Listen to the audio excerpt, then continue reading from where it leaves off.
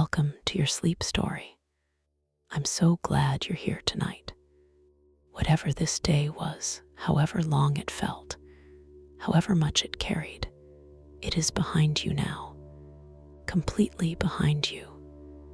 You made it through, and that is everything. So let's begin. Before I take you anywhere tonight, I want to count you down from 10 to 1. And as I count, I want you to allow yourself to sink just a little deeper into wherever you are right now. Feel the weight of your body. Feel what is beneath you, holding you. And with each number, just let go a little more. 10. Allow your eyes to close. Gently, completely. There is nothing you need to see right now. 9. Feel your shoulders and let them drop as far as they want to go. 8. A slow breath in through the nose. 7. And all the way out. 6. Your hands. Feel them opening. Whatever you've been holding today, you can put it down now. 5. Your jaw is soft. Your face is soft. 4. Your legs are heavy, warm. 3. You're drifting, not asleep yet, but moving that way. 2. The day is behind you, completely and entirely behind you. 1. And now, tonight's sleep story, the relaxation. Before we go anywhere, I want to stay here with you for a moment. Just here, just now, because this moment, this exact moment right now, where you are lying in the quiet, deserves a little attention, a little kindness. Take a breath in for me, from the very bottom of the belly. Good, and let it go. And as you breathe out, I want you to imagine that everything you were carrying today, every worry, every unfinished thought, every heavy thing is just leaving with that breath, just drifting away. You don't have to solve anything tonight. You don't have to figure anything out. You don't have to be anything other than exactly what you are right now. A person who deserves rest. A person who deserves sleep. Because you do. You really do. Whatever happened today, however hard it felt, however much it carried, you made it through.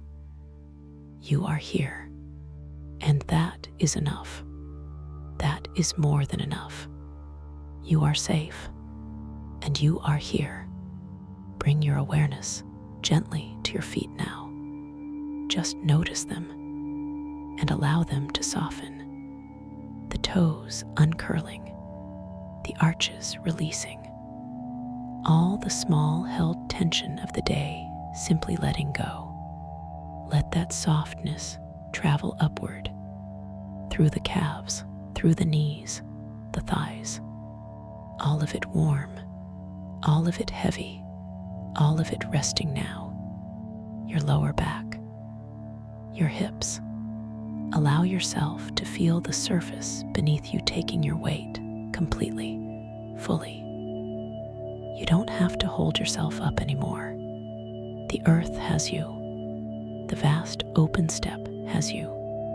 The belly soft, the chest soft, the heart beating steadily as it always has, as it always will. Your shoulders dropping, your arms heavy and warm, your hands open and still, the neck long and loose, and your face, let the jaw go. Let the forehead smooth. Let the eyes be completely still behind their lids. There you are, from the top of your head to the tips of your toes, completely soft, completely warm, completely at rest. You've done beautifully. Now, let me take you somewhere the wind moves low and constant across an endless grass steppe, and a tin roof rattles gently above a warm kitchen, and a sheep station owner who has worked this same remote stretch of Patagonia for 50 years sits by his stove as the last light drains slowly from one of the widest skis on Earth. Come with me, the road into the steppe. Imagine a road in Patagonia, in the southern reaches of Argentina, or perhaps just across the border into Chile. The distinction matters less out here than the simple, overwhelming fact of the landscape itself. A vast, windswept steppe stretching in every direction toward horizons so distant and so unbroken that the curve of the earth itself sometimes seems faintly, genuinely visible. The road is gravel, unpaved, running absolutely straight for kilometers at a time before bending, almost reluctantly, around some low rise in the otherwise flat terrain. There is, for long stretches, nothing else. No trees this far south, on this particular stretch of steppe. The wind is simply too relentless, too constant, for most trees to establish themselves, except in the rare sheltered folds of land where a hardy, wind-bent stand of native nyire or lenga might cling on, twisted permanently sideways by decades of prevailing gusts. Grass, pale gold green, the hardy low steppe grasses that have evolved across millennia to survive exactly these conditions. The wind, the cold, the long dry stretches between rains, the brief, intense burst of summer growth before autumn's chill returns, and sheep, scattered across the landscape in loose, unhurried groups, their wool thick and pale against the grass, grazing with the same patient, unbothered rhythm that sheep have brought to this landscape since the first European settlers introduced them, well over a century ago, to a place that, before their arrival, supported only the native guanaco and the rhea and the occasional solitary puma moving through the vast emptiness in search of either. The evening light this far south has its own particular quality, long, low, golden, stretching for what feels like hours, as the sun takes its unhurried time settling toward a horizon that seems, out here, impossibly far away. The road climbs a final low rise, and there below, in a slight fold of the landscape that offers at least some small shelter from the worst of the wind, the estancia, the sheep station, a low cluster of buildings, a main house, a scattering of sheds and shearing structures, a windmill turning steadily, drawing water up from some deep well beneath this dry, ancient land. You begin your descent toward it. The estancia, the buildings sit low and solid against the landscape, built generations ago, with the wind specifically in mind. Corrugated metal roofs weighted and secured against gusts that can, in the worst weather, reach speeds that would tear apart anything built less carefully. The main house, whitewashed walls, gone slightly gray now, with decades of wind-driven dust. A wide veranda along its southern side, offering some small shelter from the prevailing wind. A row of simple wooden chairs arranged along it, where, on calmer evenings, the household sometimes sits to watch the enormous Patagonian sunset. Behind the house, the shearing shed, long, low, built of timber that was, in earlier decades, hauled considerable distances from the nearest forested land. Since the steppe itself offers nothing suitable for construction, a scattering of smaller outbuildings, a tool shed, a modest barn for the handful of horses, the station still keeps for working the more difficult terrain where vehicles cannot easily go. A small bunkhouse where seasonal shearers stay during the brief, intense weeks of the annual shearing, and the windmill, tall, simple, its blades turning steadily even in this relatively gentle evening breeze, drawing groundwater up into a holding tank that supplies the entire station's needs.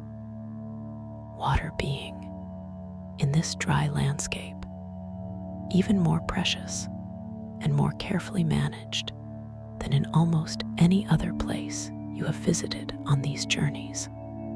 Smoke rises from the main house's single chimney, thin and steady in the still evening air, carrying with it the particular smell of burning native scrub wood, sharp and resinous, mixed with something else, something rich and savory, drifting out toward you across the yard. You walk toward the house. The first breath, the smell of the estancia, reaches you well before you arrive at its door. Wood smoke first, the particular, sharp, resinous smell of the low native scrub that grows, sparse and hardy, in this difficult climate, gathered carefully across the year by station hands and burned slowly in the main house's wood stove, the single most important piece of equipment in any Patagonian household, providing both heat and the means for nearly all the household's cooking. Beneath the smoke, lanolin and wool.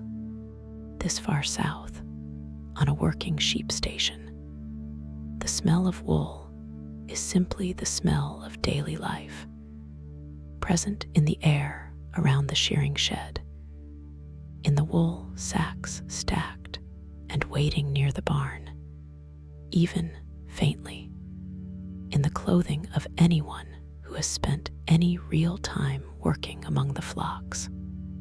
And beneath the wool, something cooking, asado, almost certainly the slow-roasted lamb that forms the centerpiece of so much Patagonian rural cooking, the meat from the station's own flock, prepared the traditional way, over open coals, the fat rendering slowly across hours of patient, unhurried cooking, its rich, smoky fragrance carrying further across this open, treeless landscape than it ever could in a more sheltered, built-up place.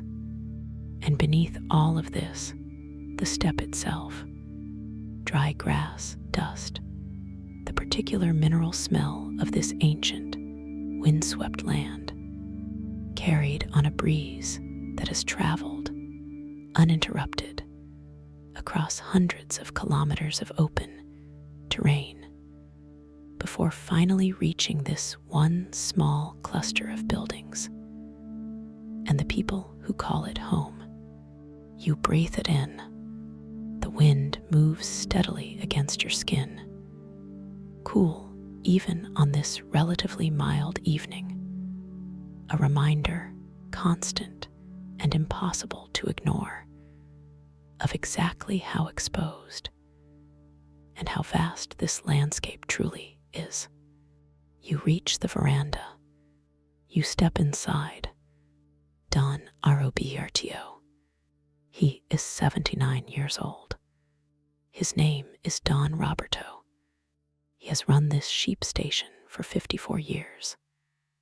Since he was a young man of 25, inheriting the operation from his own father, who had himself established it decades earlier still, as one of the early generation of settlers, many of European descent, who came to this remote stretch of Patagonia in the early and middle 20th century, drawn by the promise of cheap, vast tracts of land suitable, despite the harsh climate, for raising the hardy sheep breeds that could thrive where almost nothing else agricultural would. Don Roberto's own grandfather, in fact, made the long journey from a small village in the Basque region of Spain, one of many such immigrants whose descendants now form a significant part of the population across this whole region of Patagonia.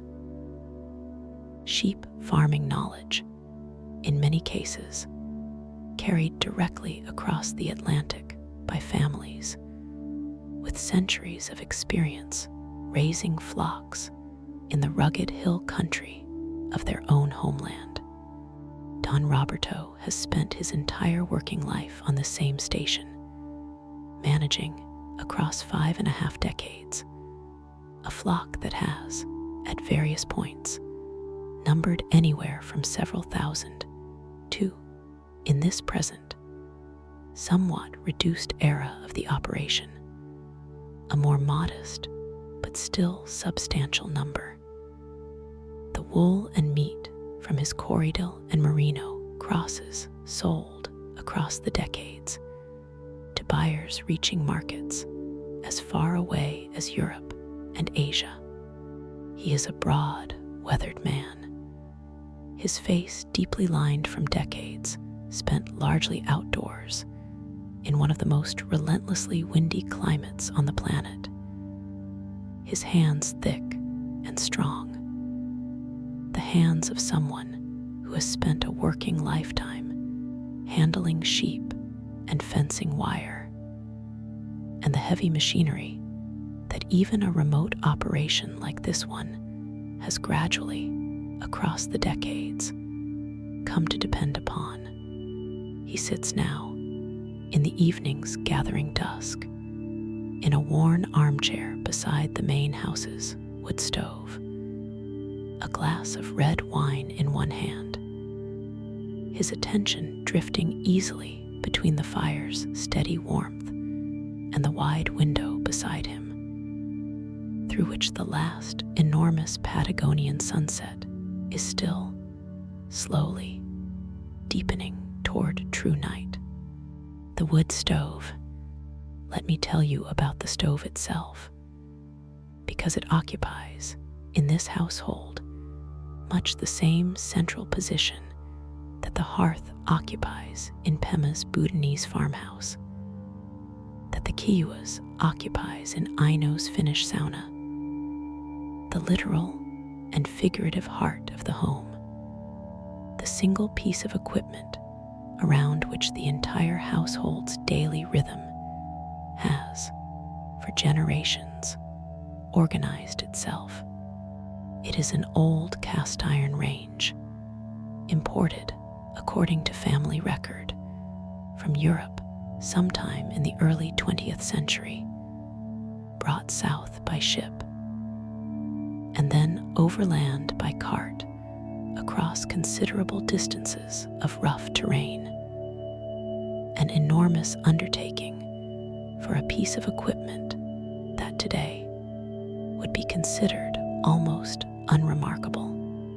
It has been in continuous use, with only occasional repairs and the periodic replacement of certain worn parts, for the entire duration of Don Roberto's life. and for some decades before that. It heats the kitchen, and through a system of pipes running to an adjoining room, provides at least some warmth to the house's small number of bedrooms during the brutal Patagonian winter, when temperatures regularly fall well below freezing, and the wind, unobstructed by any significant terrain for hundreds of kilometers in most directions, can make the cold feel considerably more severe than the thermometer alone would suggest. It cooks nearly every meal this household eats. Don Roberto's wife, Maria Elena, tends it with the same patient, accumulated expertise that Pema brings to her own Bhutanese hearth, that Merwin brings to her Welsh cottage fire, knowing, by long habit rather than any conscious calculation, exactly how much wood a particular dish requires, exactly how the stove's heat shifts and settles across the different hours of a working day. The stove is burning steadily now. In the gathering evening, its iron surface radiating a deep, even warmth across the kitchen. The wind outside, finding no purchase at all against the thick stone and timber walls that generations of careful, weather-wise building have raised against it. Maria Iliane, she is 76 years old. She has been Don Roberto's wife for 53 years, having met him as a young woman at a regional gathering in the nearest town, itself a journey of several hours across the open steppe that brought together the scattered ranching families of this whole remote district for one of the few opportunities in any given year for genuine, wider social contact. She came originally from a smaller sheep station some considerable distance to the south, her own family having worked that land for 2 generations before her, and she brought with her, into her marriage with Don Roberto, her own deep, practical knowledge of exactly the kind of remote, demanding rural life this station requires. She is in the kitchen now, tending the asado that has been cooking slowly over the coals of an outdoor fire pit since early afternoon. The lamb's rich, smoky fragrance having filled the whole house for hours now.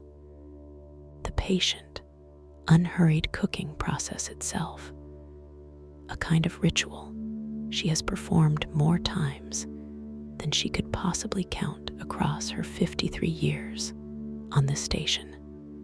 Her hands move with the easy, confident assurance of someone who has prepared this same essential meal countless times, turning the meat occasionally, checking the coal's heat, adjusting the fire's intensity with small, practiced movements that require, at this point in her life, almost no conscious thought at all. She and Don Roberto raised 4 children on the station, all of them now grown, 3 of them settled in the regional towns or further afield in Buenos Aires, pursuing lives and careers that the remote, demanding rhythm of sheep farming could never have offered them. And one, their youngest son, Mateo, still living and working here on the station itself, gradually, across recent years, taking on more and more of the operation's daily management as his parents have grown older. She checks the lamb once more. It is nearly ready.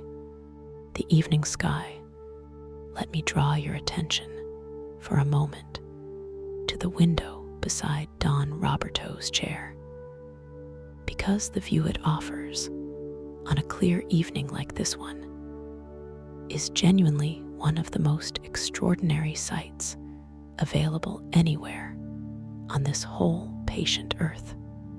Patagonia's skis are famous among those who have experienced them for their sheer scale, the absence of any significant terrain to interrupt the horizon in most directions, combined with the region's typically very clean, very dry air, produces sunsets and sunrises of an intensity and duration that few other inhabited places can match.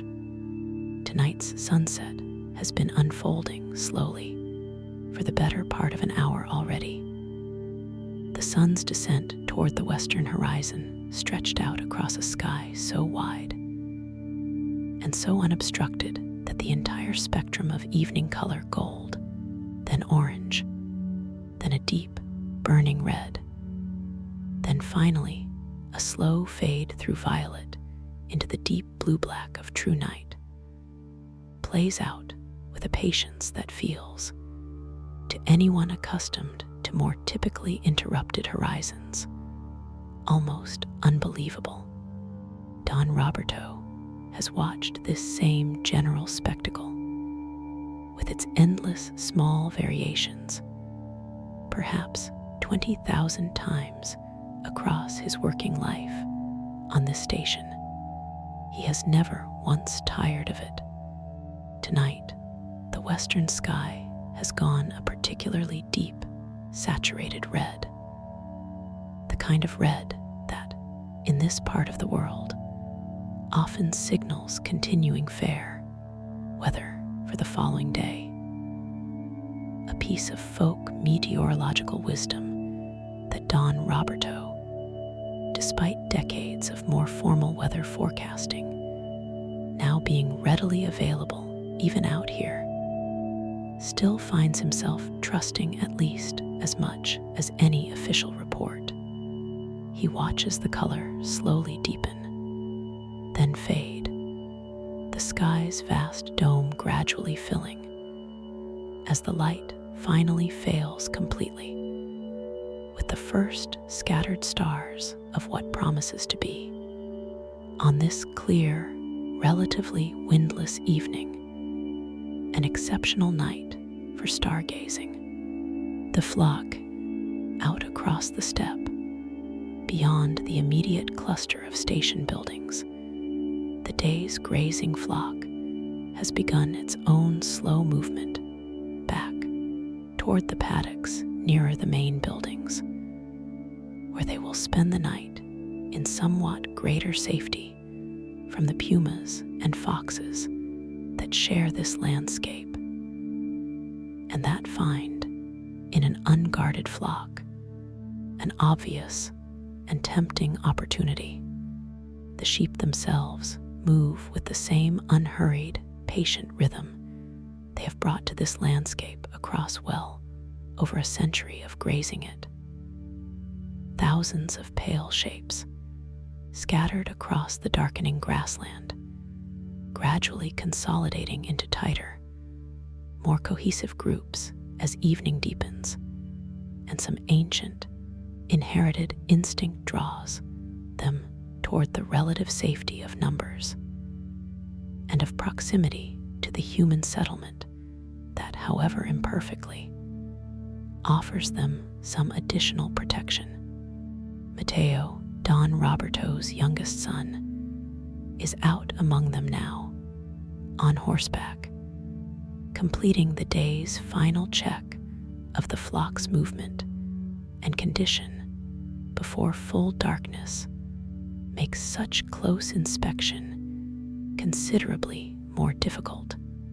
He rides easily, the product of a lifetime spent largely in the saddle on the same demanding terrain, his horse picking its way with practiced confidence across ground that, to an unfamiliar eye, might appear featureless, but that, to both horse and rider, offers countless small variations in firmness and gradient that decades in the horse's breeding line and years in Mateo's own riding experience have taught them both to navigate almost without conscious thought.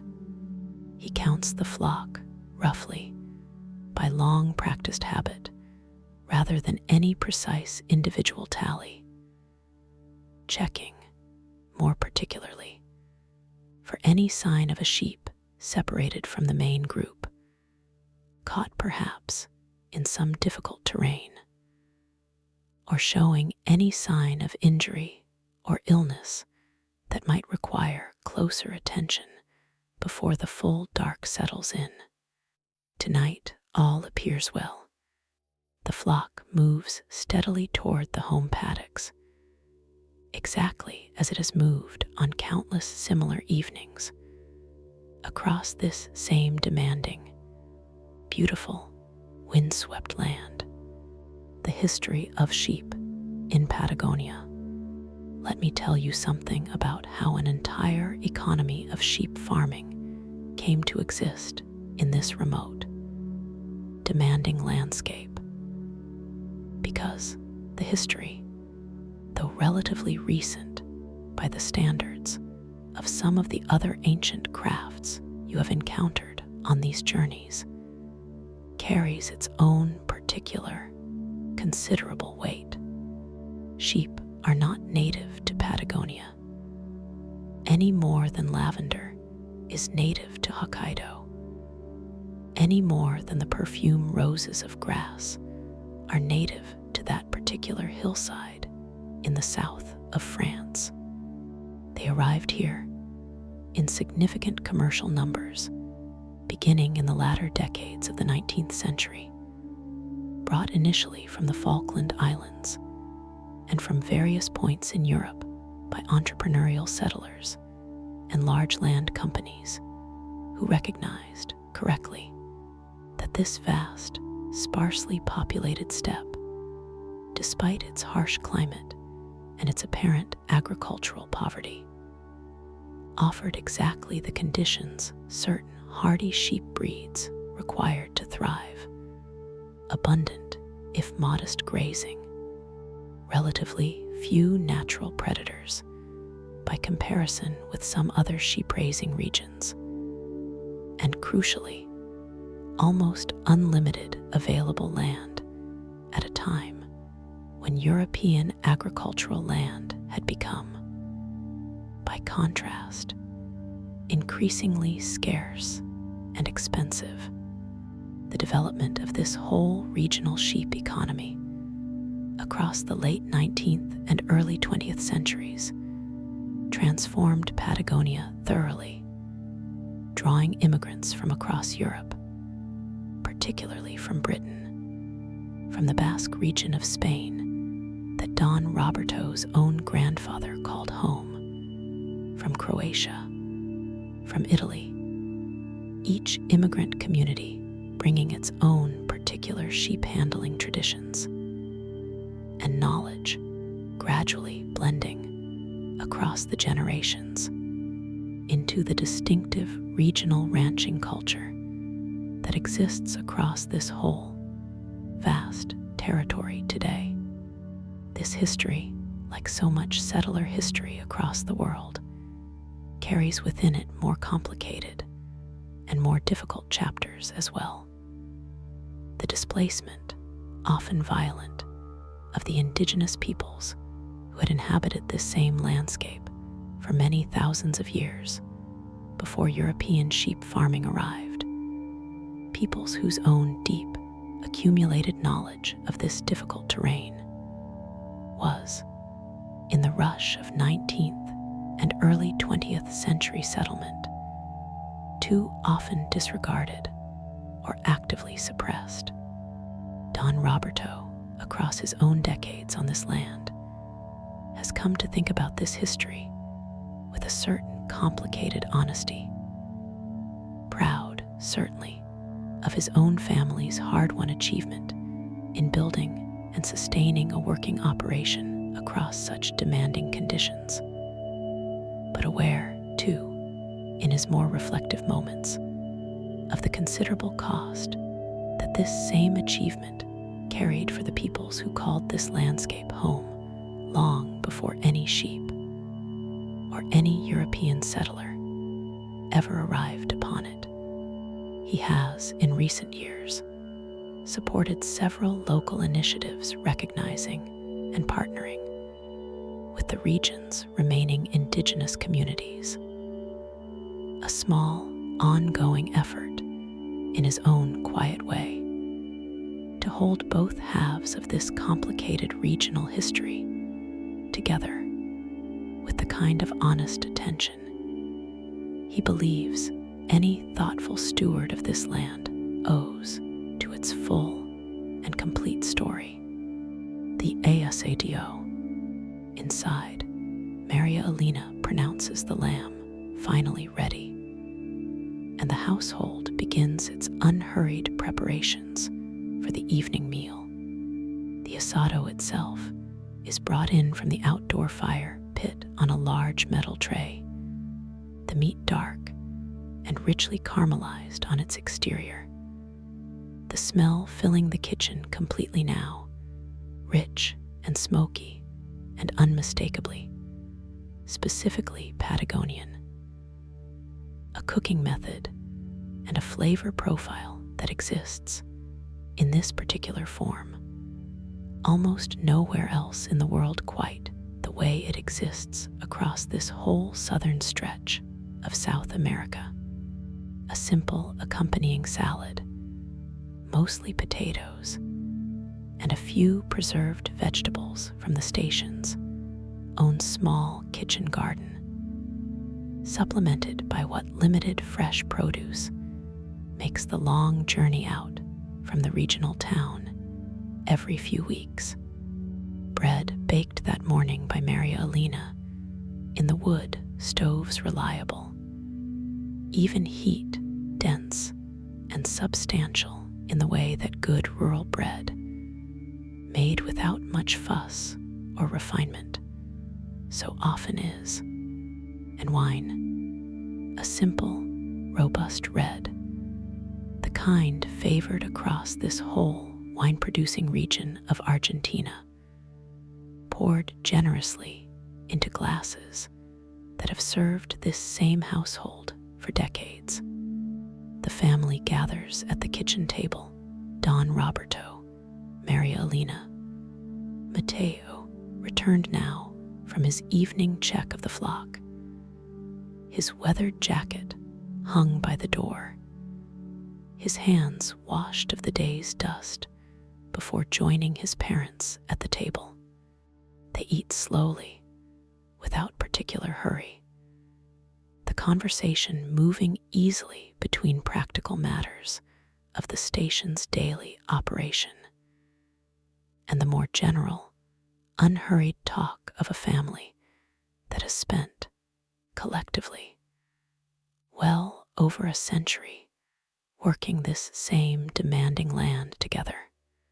This is, in its essential character, an entirely ordinary evening meal. Nothing remarkable about it, by this household's own long-accumulated standards. Simply the comfortable, familiar rhythm of a family eating together at the end of another working day. What the step teaches, Don Roberto has thought, across more than 5 decades of evenings exactly like this one, about what this particular landscape and the work of tending sheep across it has taught him. The step teaches scale, first and most obviously.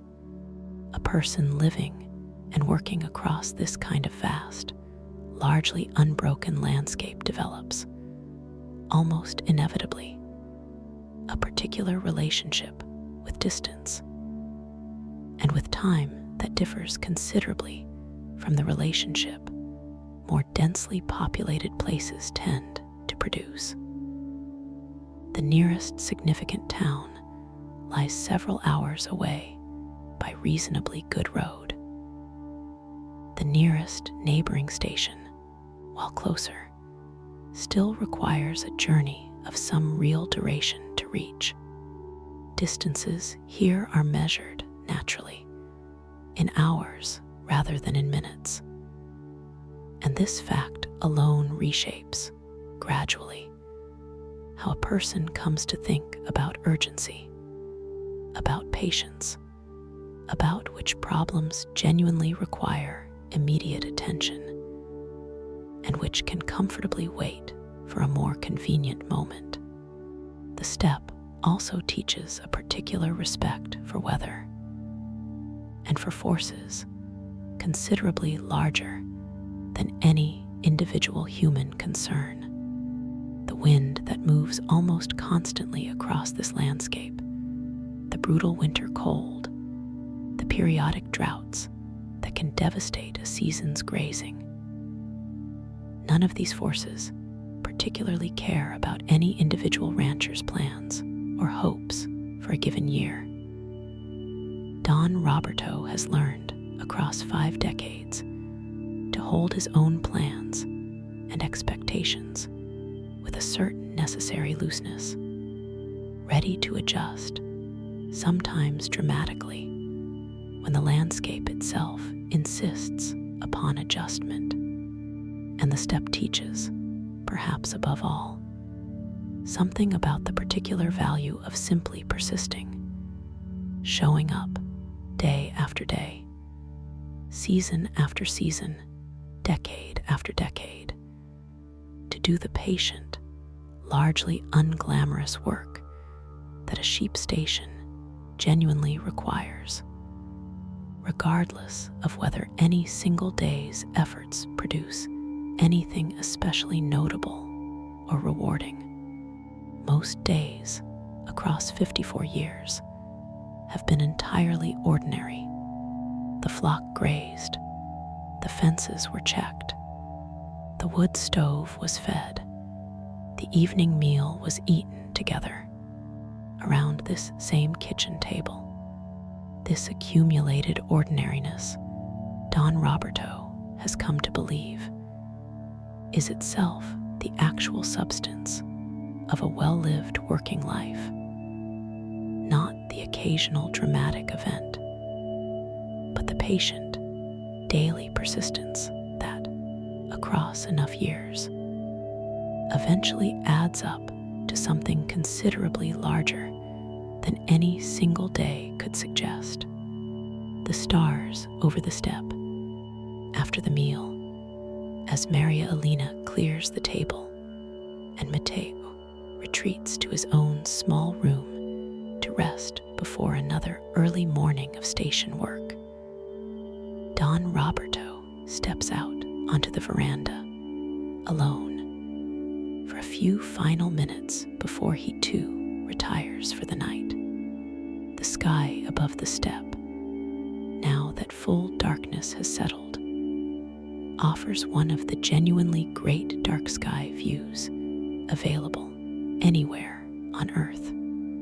Patagonia's remoteness, its sparse population, its consistently clean, dry air, combine to produce stargazing conditions that rival, on the clearest nights, almost any other location a person might travel specifically to experience.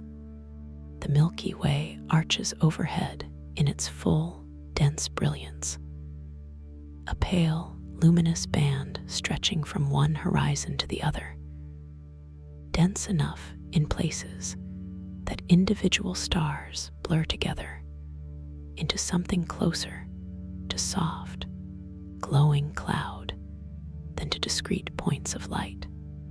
The Southern Cross, that distinctive constellation unique to skies south of the equator, hangs clearly visible, a navigational reference that sailors and travelers across the southern hemisphere have relied upon for centuries, exactly as northern sailors once relied upon the North Star that Don Roberto, raised entirely in the the southern hemisphere has in fact never personally seen. The Magellanic Clouds, two faint, irregular smudges of light visible to the naked eye on a sufficiently dark night. Entire satellite galaxies orbiting our own much larger galaxy, visible from this particular hemisphere in a way that most of the world's northern hemisphere population never has occasion to witness directly.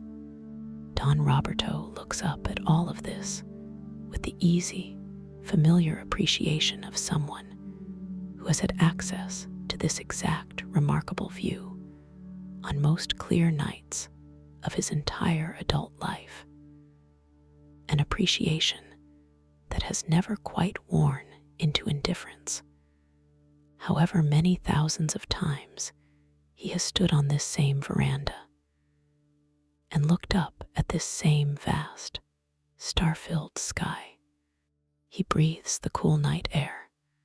He listens to the wind, gentler now than during the day, moving softly across the dark steppe grass. He goes inside, the sound of the night step. Let me stay with you for a moment on this quiet veranda and simply listen to what the Patagonian night actually sounds like.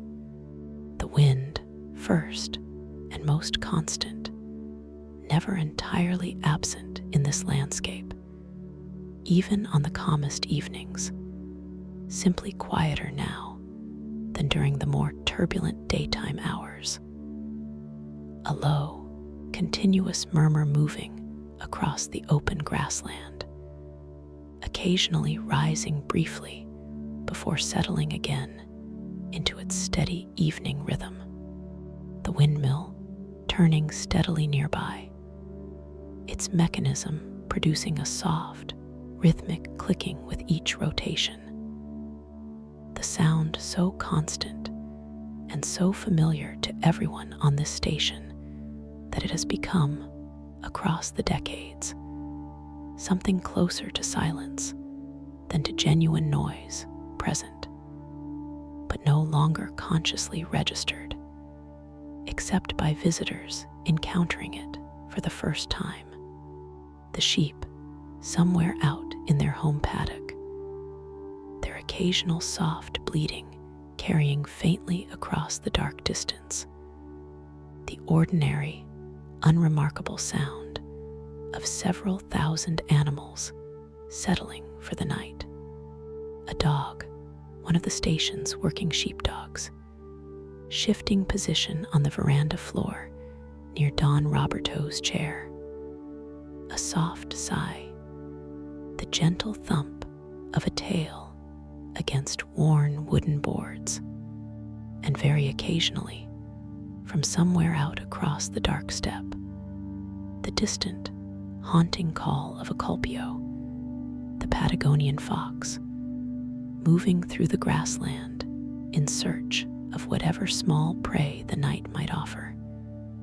Its call carrying, in this exceptionally open, exceptionally quiet landscape, considerably further than such a modest sound might carry in almost any other setting. This is the sound of the Patagonian steppe at night, vast, largely empty, and yet within that emptiness, surprisingly full of small, specific, patient life, continuing its own ancient rhythms, entirely independent of the small cluster of buildings and the handful of human lives gathered this particular evening around one warm wood stove. The generations. Let me tell you a little more about the particular weight and texture of generational continuity on a station like this one, because it carries its own specific character, somewhat different from the craft traditions you have encountered in some of your other journeys. Don Roberto's grandfather built the original modest dwelling that has, across the subsequent decades, grown into today's larger main house, arriving on this exact patch of steppe with little more than determination. Some inherited sheep-handling knowledge from his Basque homeland, and the considerable courage required to establish a working operation in a landscape this remote and this demanding. Don Roberto's father expanded the operation considerably across his own working decades, building the current shearing shed, establishing the windmill and well system that still supplies the station's water today, gradually building the flock from its modest founding numbers into something approaching the scale Don Roberto himself eventually inherited. Don Roberto has spent his own 54 years maintaining, refining, and in certain respects, modernizing this inherited operation, introducing across the decades somewhat improved sheep breeds better suited to this particular climate, gradually mechanizing certain tasks that earlier generations performed entirely by hand or with horse-drawn equipment, while preserving, deliberately, the essential rhythm and character of a working life that has, in its fundamental shape, changed remarkably little across 3 full generations. Mateo, now in his early 40s, represents this operation's 4th generation, gradually assuming more substantial responsibility across recent years as his parents have grown older, learning the way every figure in this whole series of journeys has learned their own particular craft, primarily through direct, patient, hands-on experience alongside someone older and more practiced rather than through any formal academic instruction. Though Mateo has, in fact, also pursued some additional agricultural studies in the regional university, blending inherited practical wisdom with somewhat more modern scientific understanding of sheep husbandry and land management. Don Roberto finds, in watching his son's gradual assumption of greater responsibility, much the same quiet satisfaction that Lorenzo found in his own garden's continuing care, that Tanaka-san found in his granddaughter's growing interest in the lavender maze. The work will continue, not unchanged exactly. Each generation has brought its own modest adaptations and improvements, but continuous nonetheless. The essential shape and rhythm of this particular working life persisting, decade after decade, across a family's now 4 full generations on this same remote, demanding, beautiful stretch of Patagonian steppe.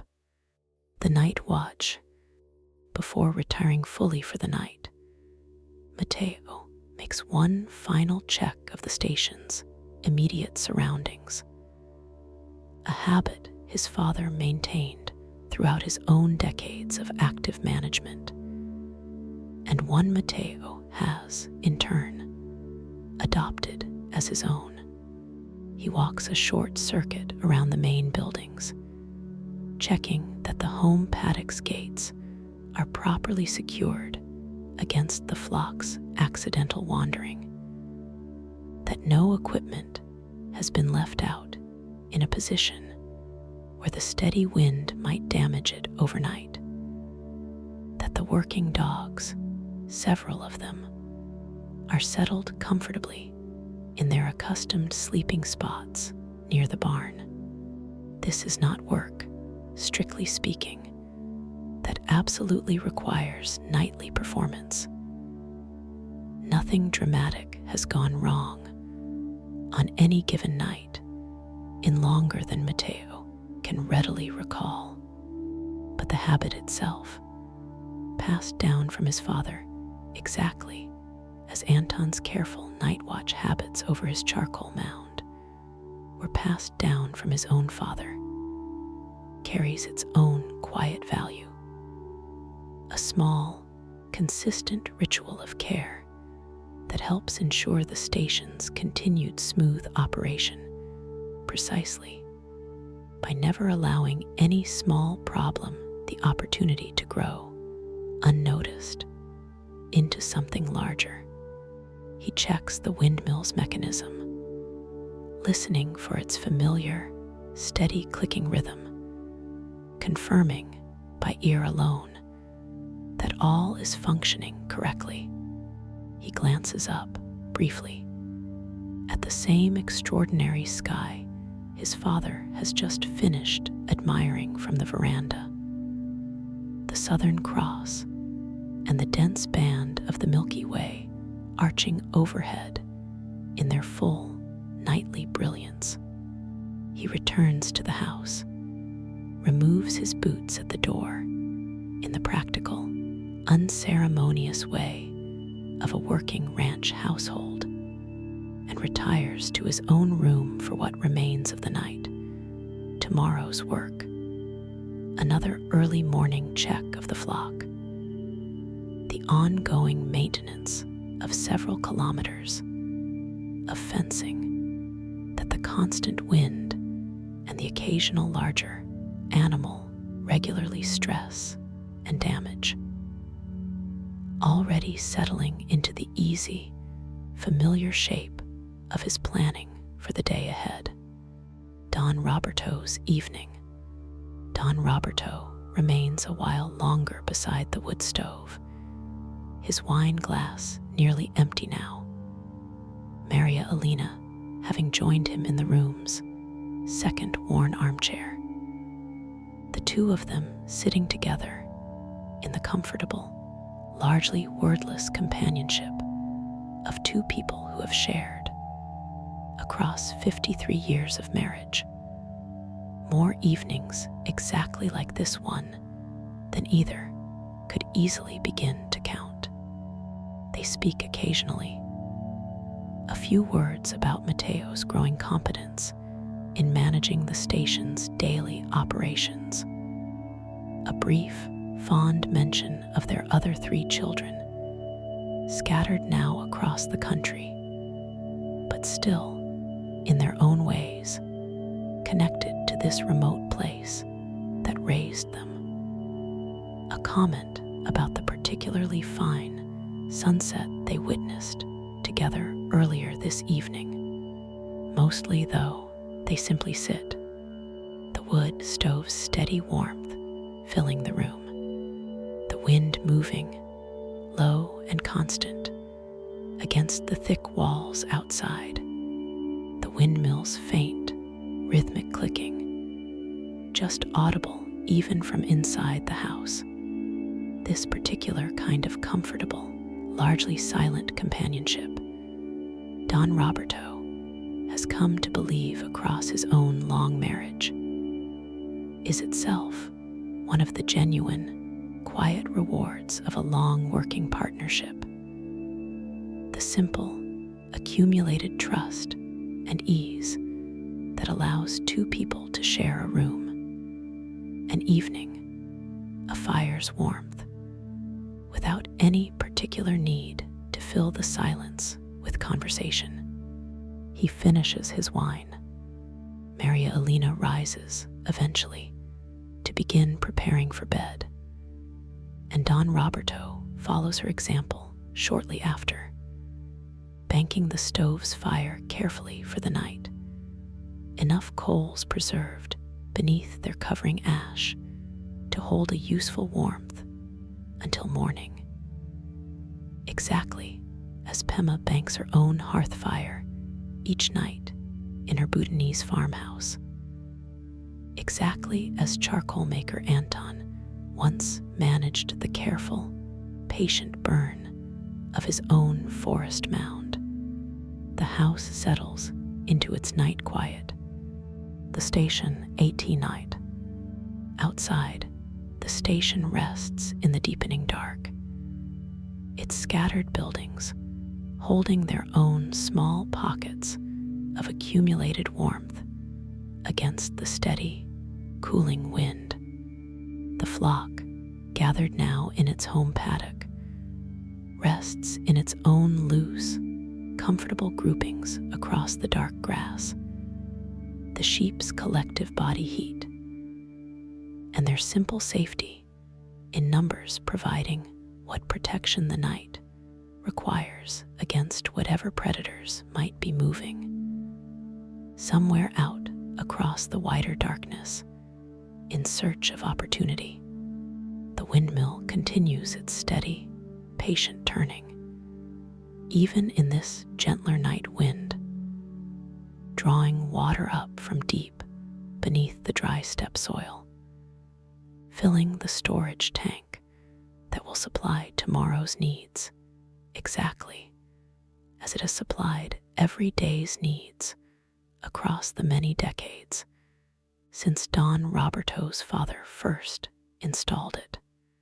The working dogs sleep in their accustomed spots near the barn.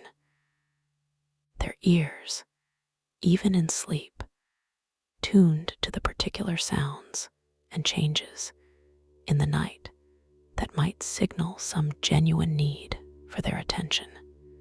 The main house stands dark now, its single chimney's smoke thinned to almost nothing as the banked stove settles into its slow overnight burn. And above all of it, the vast Patagonian sky continues its own ancient, patient rotation. The Southern Cross and the dense band of the Milky Way wheeling slowly overhead, indifferent in their own enormous way to the small cluster of buildings and sheep and sleeping people gathered this particular night in this one small sheltered fold of an otherwise endless, windswept grassland. You are drifting. You are still on that quiet veranda, in a sense, or resting somewhere very like it, the wind moving low and steady across the dark steppe grass around you, the windmill's faint clicking rhythm continuing somewhere nearby, the enormous southern sky filled, overhead, with more stars than you could ever hope to count. The wood stove's banked coals glow softly in the dark kitchen behind you. The flock rests, scattered and unhurried, across the home paddock. Don Roberto and Maria Elena sleep, side by side, in the comfortable, accumulated ease of 53 years of shared nights, exactly like this one. All of it here, all of it holding you. Your breathing has slowed to match the wind's own steady, patient rhythm. Never entirely still, never urgent either, simply continuing in long, even waves across this whole vast, open landscape. This is what a remote sheep station at the end of an ordinary working day offers, if you allow yourself to receive it, even only in imagination, even only for this one quiet hour before your own sleep arrives. The particular piece of genuine, vast, open space, the reassurance of a family's accumulated, multi-generational persistence, doing the same patient, necessary work, season after season, decade after decade, regardless of how ordinary or how unremarkable any single day's efforts might seem.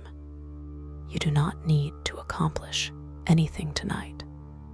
You can simply rest, the way this whole step rests, vast and dark, and quietly full of its own patient, ancient life, under a sky wide enough to hold every single star visible from this entire half of the world.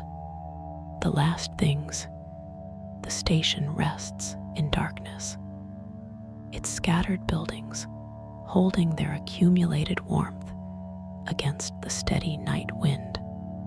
The wood stove's coals glow softly beneath their covering of ash, banked carefully for the night, exactly as they have been banked every night across Don Roberto's 54 years on this land. The windmill turns steadily, drawing water up from deep beneath the dry steppe soil. The flock rests in loose, comfortable groups across the dark home paddock. The sheep's quiet, unhurried presence, continuing a rhythm well over a century old on this particular stretch of grassland.